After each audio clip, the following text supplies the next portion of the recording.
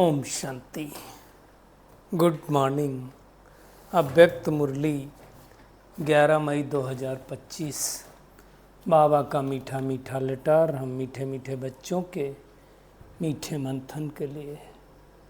मंथन शुरू करने से पहले सर्वशक्तिमान शिव बाबा की शक्तिशाली किरणों के नीचे बैठ जाते हैं और अनुभव करते हैं कि मैं मास्टर सर्वशक्तिमान आत्मा हूँ, सर्वशक्तिमान पिता की संतान हूँ।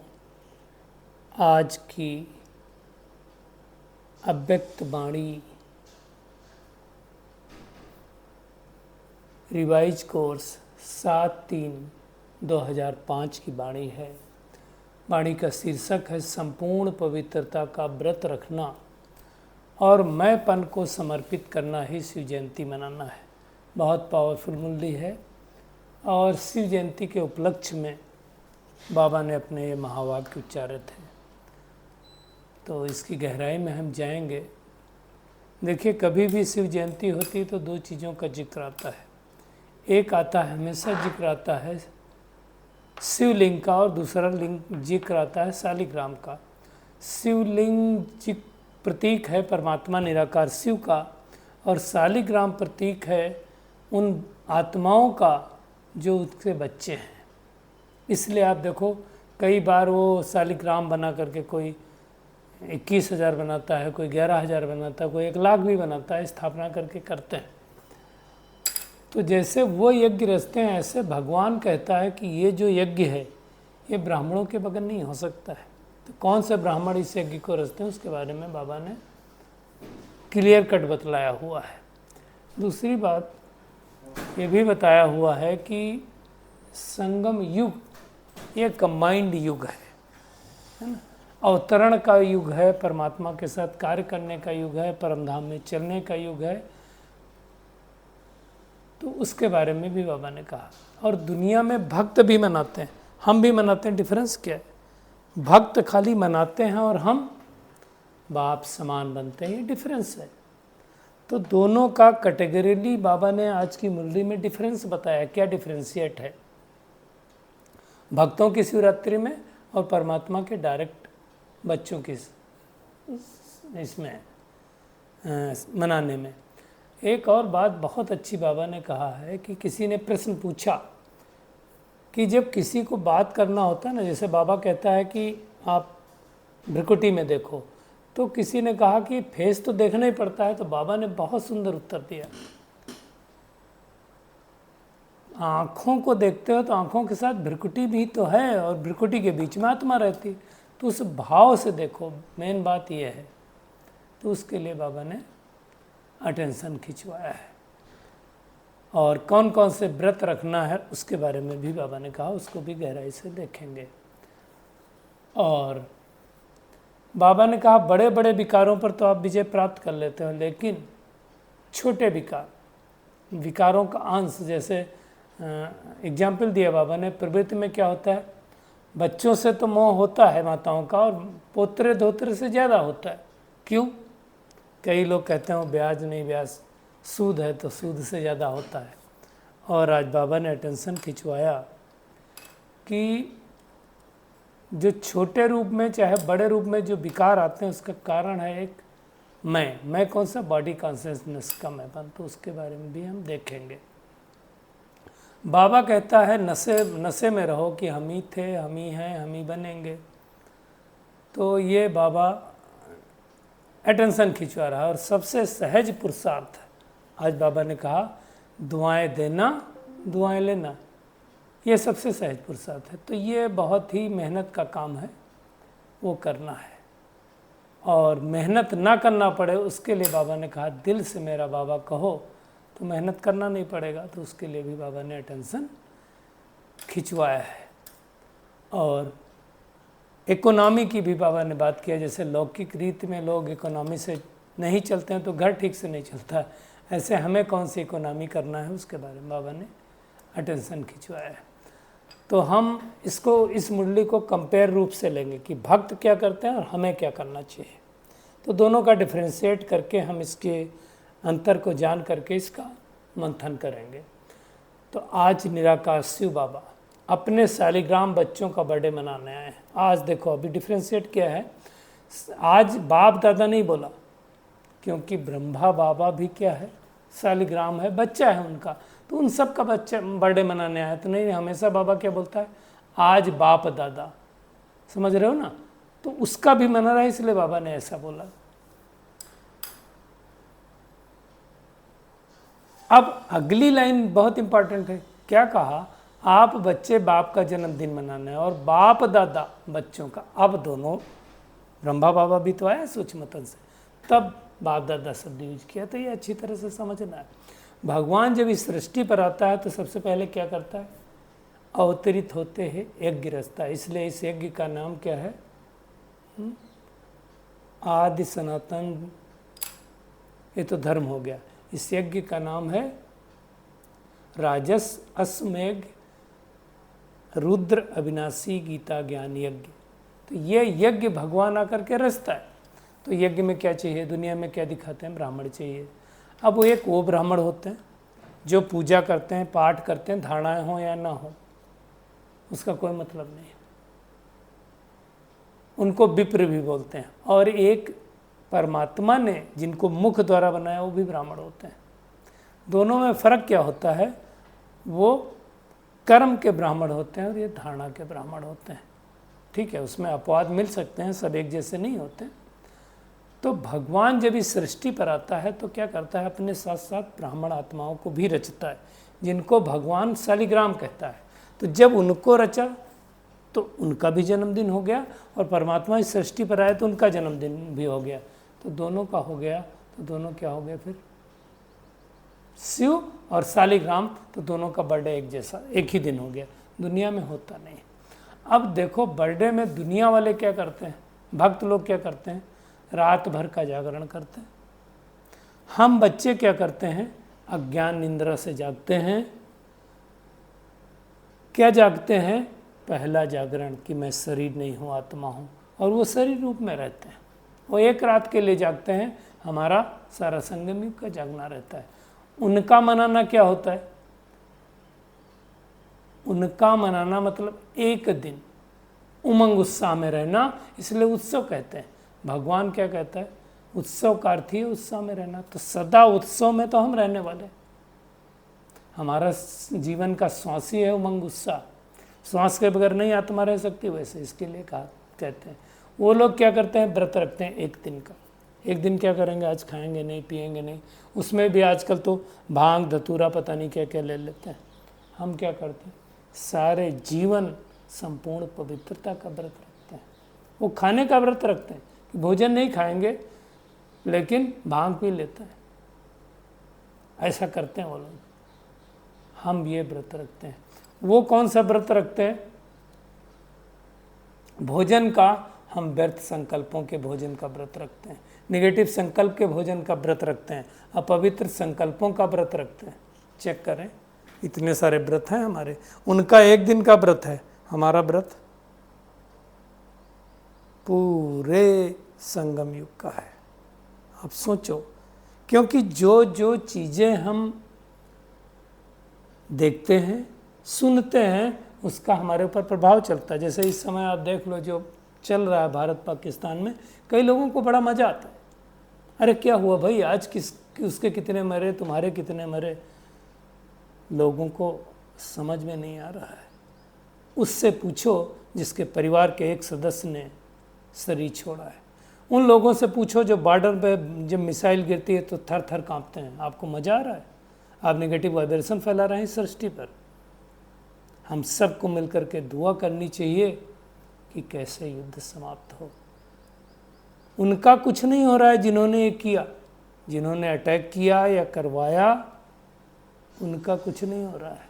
हो किसका रहा है, आम जनता बेचारी पिस रही है, मर रही है। थोड़ा सा गवर्नमेंट का नाम होगा, थोड़े दिन बाद फिर से ऐसे हो जाएगा। तो ये बातें अच्छी तरह से समझना। तो ये भी तो नेगेटिव संकल्प ही क्रिएट कर रहे हैं, तो हमें चेक करना है।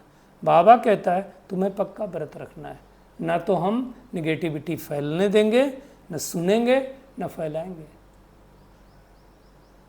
अब व्रत क्या रखना है, तो सबसे पहला व्रत हमें रखना है व्यर्थ संकल्पों का। दूसरा व्रत, कुछ व्यर्थ देखेंगे नहीं, व्यर्थ सुनेंगे नहीं, अपवित्र चीज़ें देखेंगे नहीं। तीसरा व्रत, किसी की फेस को न देख करके क्या देखेंगे, उसके फीचर्स को देखेंगे, भ्रुकुटी के मध्य देखेंगे। क्योंकि कहा जाता है व्रत रखना मतलब श्रेष्ठ व्रती बनाना। जैसी व्रती होती है ना, वैसे दृष्टि बनती है।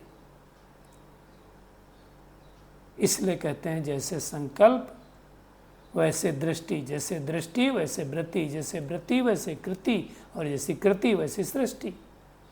तो हमें क्या करना है, आज बाबा ने कहा पवित्र शुभ वृत्ति, पवित्र शुभ दृष्टि, पवित्र शुभ कृति। एक मुरली में अभी थोड़े दिन पहले आया था ना, तो ये हमें ध्यान देना। देखना है सामने वाले को, भ्रुकुटी के बीच में चमकती हुई आत्मा देखो। किसी ने प्रश्न भी आज उठाया कि बाबा चेहरा तो देखना पड़ता है, चेहरा देखो, लेकिन चेहरे के नीचे नहीं आना है। चेहरा देख करके साथ साथ भ्रुकुटी पर चमकता हुआ सितारा भी तो देखना है, वो भी तो है। ये समझना है ये प्रकृति के 5 तत्वों का बना हुआ शरीर है, जिसके अंदर कुछ नहीं है। देखा जाए तो क्या है, ब्लड, फ्लश, मल, मूत्र, प्रकृति के 5 तत्व, और तो कुछ नहीं है। तो वो प्रैक्टिस करेंगे नहीं तो होगा नहीं। तो भ्रुकुटी में चमकता हुआ सितारा देखना है ना। फिर भक्त लोग क्या करते हैं, रात भर जागरण करते हैं, जागते हैं। तो हमें क्या करना है, अज्ञान निंद्रा से सदा सदा के लिए न केवल जागना है बल्कि जगाना भी है।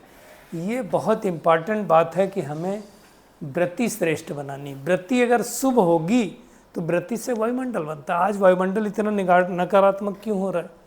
इसलिए हो रहा है कि हर एक आत्मा एक ही बात पर ध्यान दे रही है, कहाँ मिसाइल गिरा, कितने लोग मरे, मेरे कितने मरे, इनके कितने मरे। हर कोई सवेरे उठ करके वो न्यूज़ में देख रहा है और उसके हिसाब से उसकी वृत्ति चल रही है। क्योंकि हमने अभी क्या सुना, जैसी दृष्टि होगी वैसी वृत्ति बनेगी, वैसे संकल्प चलेंगे, वैसे बोल होंगे, वैसे कर्म होंगे। तो ये बहुत बड़ी बात है, हमें चेक करना है। वृत्ति से वायुमंडल बनता है। वृत्ति मतलब क्या होता है, जिस चीज़ को हम बार बार देखते हैं वैसा चारों ओर एक आभामंडल बन जाता है। इसलिए आप देखो जो बहुत ज़्यादा न्यूज़ सुनते होंगे उनकी वृत्ति ऐसे ही होती है। और मैं एक बात बता देता हूँ आप सबको, जो लोग बहुत ज़्यादा न्यूज और इन सब में जाएंगे उनको डिप्रेशन बहुत जल्दी होने वाला है। उनकी आत्मा की बैटरी बहुत फास्ट डिप्लीट होगी। आपने कभी ध्यान दिया होगा, मैंने तो गौर किया जब मैं सुनता था, वो जो डिबेट आती है ना कोई न्यूज़ चैनल पे, उस डिबेट के अंदर आप बैठ जाओ, आप कुछ करो नहीं, आपकी एनर्जी बहुत फास्ट डिप्लीट होगी। क्योंकि वो उधर लड़ रहे हैं आपस में, चल यहाँ रहा ऊपर नीचे, ये वृत्ति है, वृत्ति हमारी चेंज हो रही है। जैसे आपने कभी गौर किया होगा, आप क्रिकेट मैच देखो, आउट वो हो रहा है हिंदुस्तान वाला, भारत वाला, आपकी एनर्जी यहाँ ऊपर नीचे, अरे ऐसा नहीं, ऐसा होना चाहिए, आपका चेहरा ऐसा हो रहा है। क्यों? उसका और अगर गहरा से एग्जाम्पल लो तो आप सोचो, कोई व्यक्ति का आप अगर सुन लो, आप अच्छे से जा रहे हो, गाड़ी में बैठे, एसी में जा रहे हो, सब कुछ ठीक है, लेकिन आपके पास एक फोन आया कि ऐसा ऐसा हो गया है, आपकी सारी वृत्तियां बदल जाएंगी, वायुमंडल बदल जाएगा। इसलिए आप देखो, किसी घर में लड़ाई झगड़ा हो और उसके आप तुरंत बात जाओ, आपको तुरंत वहाँ का वायुमंडल पता चल जाएगा। तो हमें क्या करना है, अपनी वृत्ति से वायुमंडल को श्रेष्ठ बनाना है। बाबा ने कहा ऐसी श्रेष्ठ वृत्ति बनाओ जो कैसा भी विकारी पतित आपके प्रति के वायुमंडल में आ जाए और वो परिवर्तन हो जाए। तो ये हम सब याद रखेंगे। जैसे उस दिन बाबा ने कहा था, आप ऐसा करो कि आपके सामने अशांत आत्मा है, शांत होकर के चली जाए। तो इमर्ज रखो, ये है आपका अच्छी तरह से मनाना। तो वो चेकिंग करना है हमको, और उसके लिए चाहिए आत्मिक भाव। बाबा ने चार्ट जो चेक किया, उन्होंने, बाबा ने क्या देखा कि अपनी वृत्ति से वायुमंडल बनाने के बजाय क्या करते हैं बच्चे, दूसरों के वायुमंडल का प्रभाव, दूसरों की चेकिंग करते हैं। ये बहुत अच्छा है, यह आत्मा बहुत अच्छी है, इसका ज्ञान सुनाने का बहुत अच्छा तरीका है, इसका सहयोग बहुत अच्छा है, ये सहयोगी आत्मा है। सहयोगी आत्मा मतलब आपको कुछ दे दिया तो सहयोगी हो गया। योग का सहयोग कितना है। कल जैसे बाबा ने कहा था ना, अच्छे अच्छे मारती हैं, ज्ञान तो सुनाते हैं, योग तो है ही नहीं। बाबा कहता है जो सहयोग अच्छा मिलता है, किसी की विशेषता अच्छी है, देन किसकी है? देन तो प्रभु की है ना, प्रभु प्रसाद है, और प्रभु प्रसाद को अपना कहना इससे बड़ी कभी भूल नहीं है। तो सहयोग देने वाला नहीं भूलता है, दाता भूल गया, भगवान भूल गया। तो ये वृत्ति हमें बदलनी है। आज बाबा ने एक और कहा, बड़े बड़े विकारों का तो व्रत कर लेते हैं, काम क्रोध लोभ मोह अहंकार तो छोड़ दिया, उनके बाल बच्चे क्या होता है? मोह। जैसे क्या होता है? आसक्ति। जैसे आप देखो, बाबा ने एग्जाम्पल दिया कि बच्चों से ज़्यादा पुत्र धोत्र में प्यार होता है माताओं को। तो क्यों होता है? तो कहते हैं कि वो मूलधन था बच्चा, और पोत्रा क्या हो गया, वो इंटरेस्ट हो गया। तो इंटरेस्ट में ज़्यादा लगाव होता है लोगों को। अरे मूलधन में होना चाहिए, इंटरेस्ट में होना चाहिए। तो बाबा आज क्या कह रहा है कि छोटे छोटे विकार, तो जैसे क्या, उसका अगर एग्जाम्पल लें तो क्या होता है कि ठीक है, मेरे को कोई आसक्ति नहीं है लेकिन अच्छा लगता है, इच्छा नहीं है लेकिन अच्छा लगना, ये भी सूक्ष्म अंश है। मेरे को कपड़े कुछ नहीं चाहिए, ठीक है, फिर भी ले लेते हैं, कभी कभी पहन लेंगे, देखना है। और उसका बाबा ने कारण बताया, वो है एक शब्द, बॉडी कॉन्शियसनेस का मैं। इस मैं शब्द से अभिमान आता है। आप कभी चेक करना, अगर बॉडी कॉन्शियसनेस होगा तो आपको क्रोध ज़्यादा आएगा, क्योंकि जिसके अंदर अभिमान होगा, बॉडी कॉन्शियसनेस होगा, वो अपने अपमान कभी सहन नहीं कर सकता, इसलिए क्रोध आ जाता है।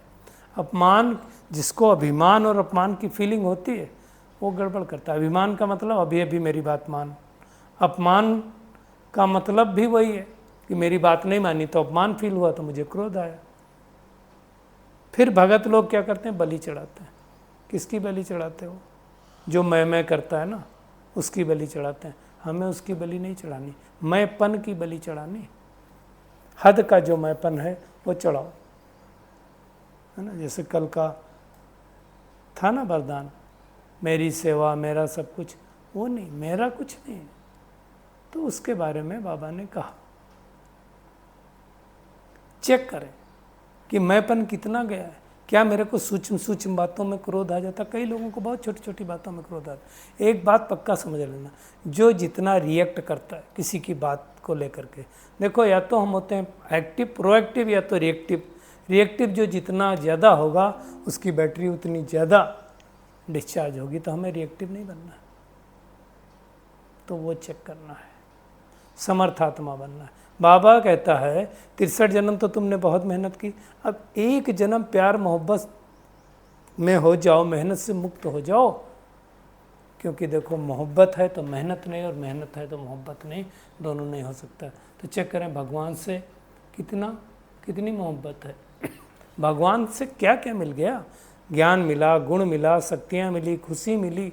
बस ये जो खजाने मिले इनको समय पे लगाना, और इस नशे में रहना कि हम नहीं बनेंगे सहज पुरुषार्थी, तीव्र पुरुषार्थी, तो कौन बनेगा। और उसके लिए बाबा ने स्लोगन दिया, बोलो, हम ही थे, हम ही हैं, कल्प कल्प हम ही रहेंगे। नथिंग न्यू, कल पहले भी बने थे। और उसके लिए बाबा ने कहा, खाली ये नहीं गीत गाओ कि बाबा आपने कमाल कर दिया। बाबा तो कहता बच्चों ने कमाल कर दिया। उसके लिए आज बाबा ने जो सहज पुरुषार्थ बताया, पहले भी बताया हुआ है, दुआएं देना और दुआएं लेना। आज बाबा ने तो कमाल कर दिया। इसमें क्या कहा, ज्ञान भी आता है, योग भी आता है, धारणा भी आती, सेवा भी आती है, चारों सब्जेक्ट आ जाती हैं दुआएं देने और लेने में। कैसे, मैं आपको बताता हूँ। दुआएं हर कोई तो दे नहीं सकता, कौन दे सकता दुआएं? तो जो खजाना ज्ञान गुण शक्ति है उससे भरपूर होगा, जिसके अंदर मैंपन नहीं होगा। सबको दुआएं देनी है, एक को नहीं देनी। जो आपके साथ ठीक नहीं करता उसको भी दुआएं देने।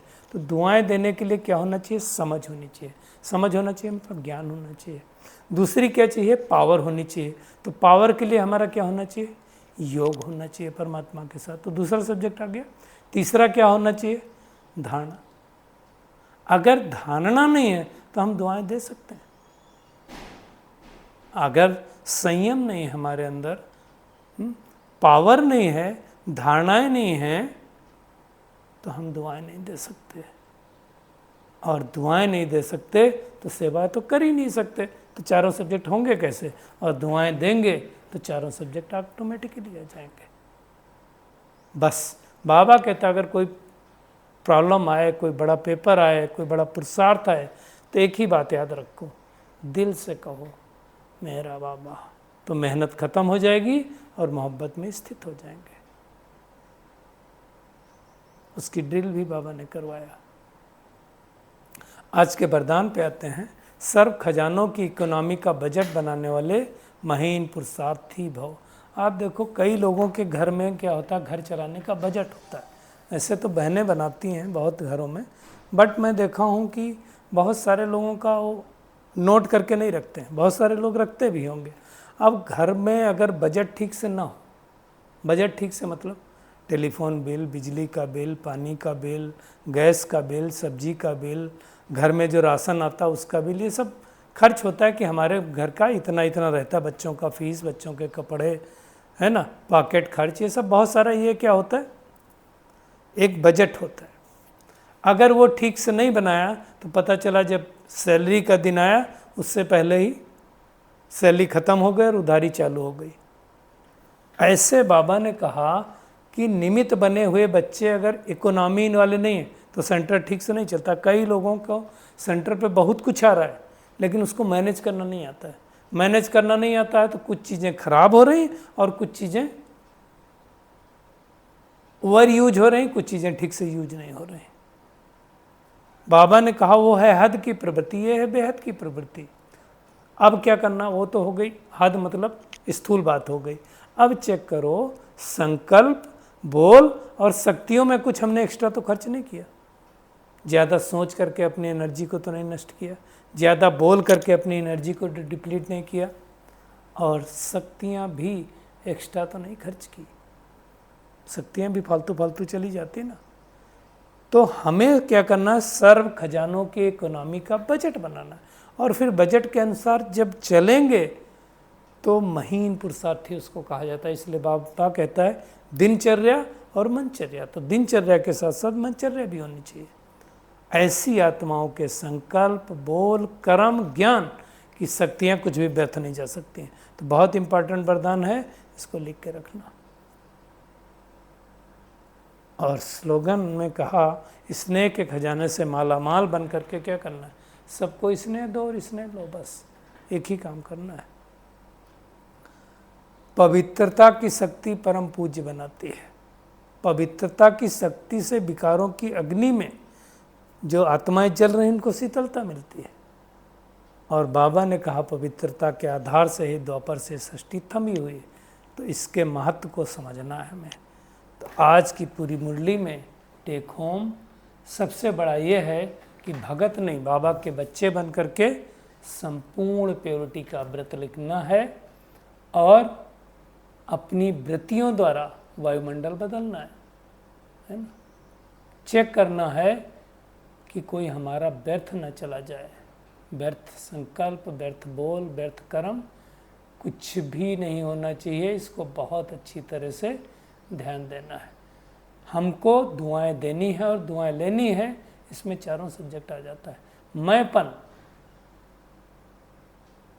के अहंकार से मुक्त रहना है। जो भी कुछ मिला है ज्ञान वो प्रभु प्रसाद है, उसको सोच करके बांटना है और जब देखना है